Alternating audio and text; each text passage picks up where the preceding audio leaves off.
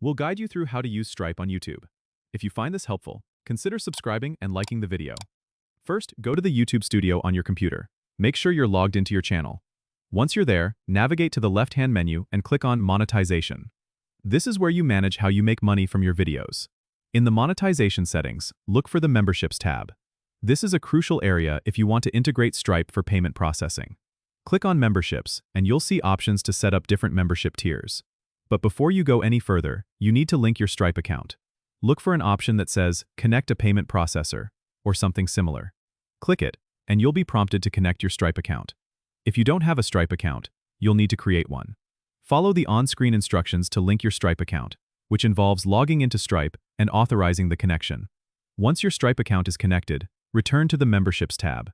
You can now set up membership tiers, deciding what perks and pricing you want to offer your subscribers. Make sure to save your changes. After this setup, you can start receiving payments directly through Stripe for memberships. Just remember, processing fees will apply, so factor that into your pricing. It's a fantastic way to build a community and earn from your content. Don't forget to subscribe and comment if this helped you out.